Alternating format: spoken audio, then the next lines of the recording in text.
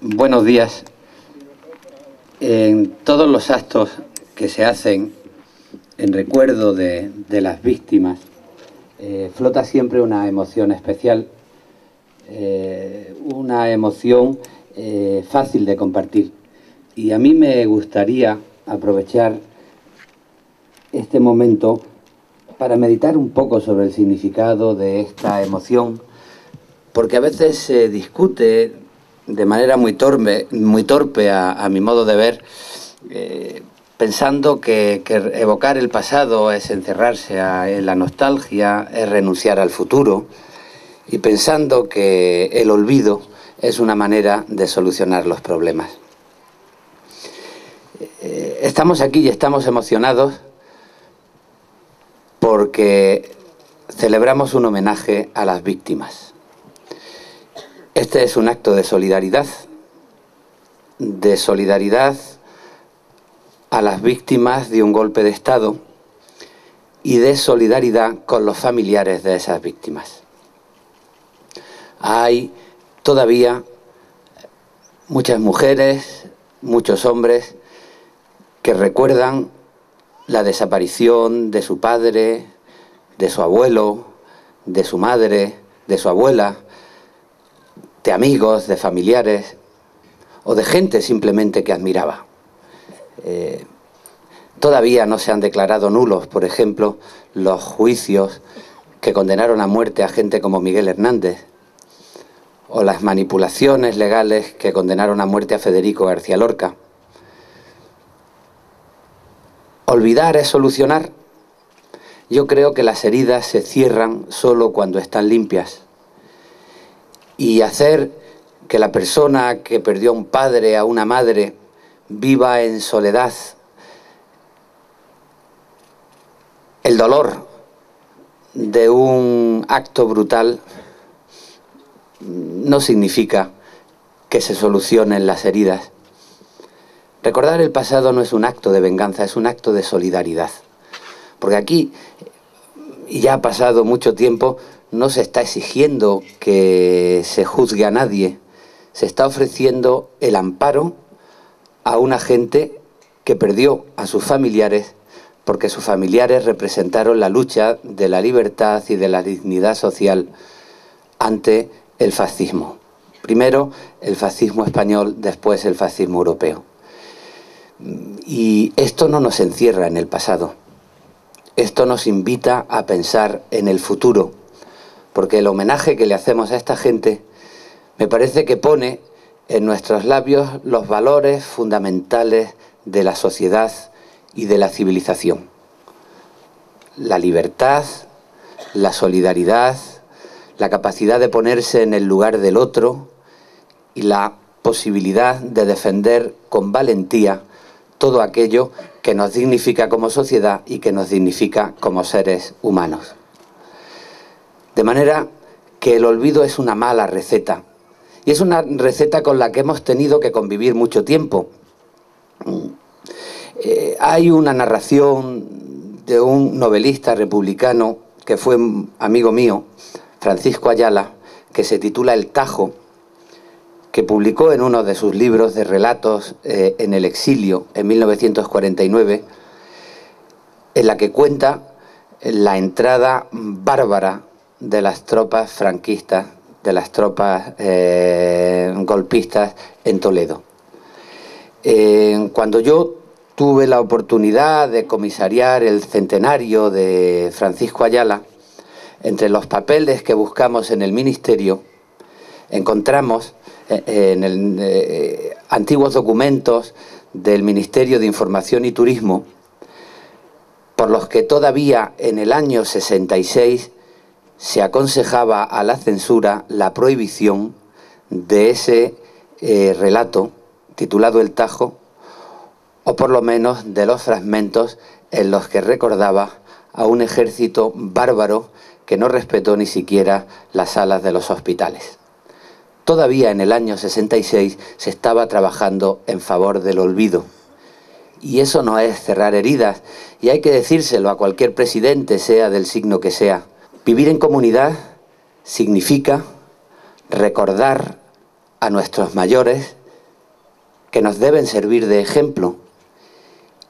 Y ese recuerdo es el único medio de abrir caminos hacia el futuro. Si nos olvidamos del ejemplo de nuestros mayores, nunca conseguiremos que nuestros jóvenes se comprometan en el porvenir. De manera que más que nostalgias, estamos aquí en nombre de la lección de futuro que nos dieron en nuestro pasado. Hay que repetirlo para ver si empiezan a entender de lo que se trata aquellos que siguen siendo partidarios de mantener sucias las heridas y de mantener desamparadas a las víctimas y a sus familiares. Voy a leerles un poema donde yo intenté reflejar la emoción personal y colectiva, política, que siento en actos de este tipo. Lo escribí a raíz de un homenaje republicano al poeta Antonio Machado, que, como saben ustedes, está enterrado en un cementerio en el sur de Francia, en un pueblecito del Mediterráneo que se llama Collioure.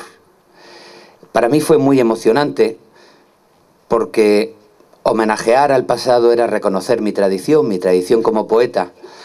Homenajeé a Antonio Machado, pero iba acompañado de otro de los grandes poetas civiles españoles, también víctima del franquismo. Ejecutaron a un hermano, depuraron a su hermana, su otro hermano tuvo que salir al exilio y él sufrió también la persecución policial por su militancia política.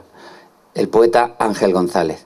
Con el poeta Ángel González me acerqué a la tumba de Machado, recordando muchas cosas, y entre otras una anécdota familiar que los estudiosos de la literatura encontraron en una crónica de Corpus Barga, el poeta republicano, en la que contaba los últimos días de Antonio Machado.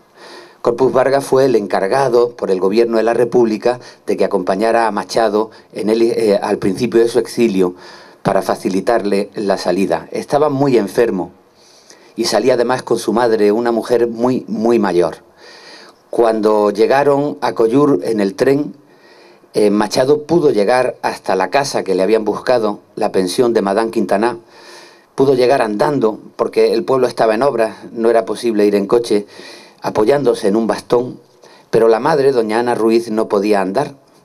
Corpus Bargas la llevó en brazos y recuerda que cuando estaban ya llegando a la casa de Madame Quintaná, a la habitación donde acabarían muriendo a los pocos días tanto ella como su hijo Antonio Machado, yendo en brazos se le acercó al oído a Corpus Bargas y le preguntó: ¿pero cuándo llegamos a Sevilla? Porque con la enfermedad, con el delirio, con el paso de los años, esta mujer pensó que estaba volviendo a Sevilla, al lugar donde había sido feliz, al lugar donde había nacido su hijo Antonio Machado. Perdió la conciencia de que estaba saliendo al exilio. En la esperanza de que todos lleguemos alguna vez a nuestra ciudad ideal, y eso solo se consigue recordando el pasado, yo escribí este poema con el que me sumo a este homenaje, afirmándoles, diciéndoles que es para mí un verdadero honor que me hayan invitado a compartir con ustedes el recuerdo de sus muertos, que son los míos.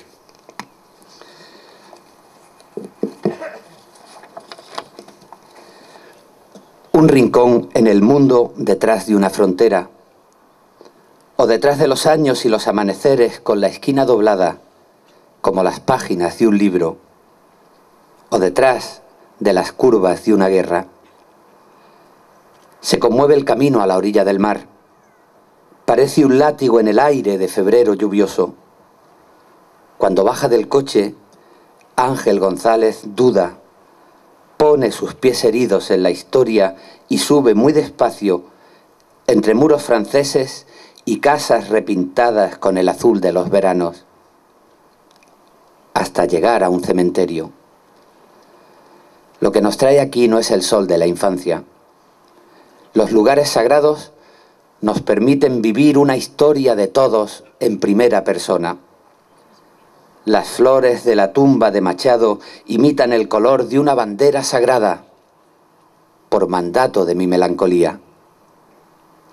Aquello que perdimos una vez, y el frío de las manos, la palabra en el tiempo, el dolor de las vidas que se cortan en el cristal de los recuerdos rotos, descansa hoy, casi desnudo, en una tumba de poeta. Cuando llegamos a Sevilla, preguntaba su madre al entrar en Collur. Qué difícil la suerte de los pueblos que viven protegidos por la misericordia de un poema. Qué difícil la última soledad de Machado. La luna llega al mar, el mar llega a Sevilla, nosotros a un recuerdo y a esta pálida, desarmada emoción de saber compartir una derrota. Muchas gracias.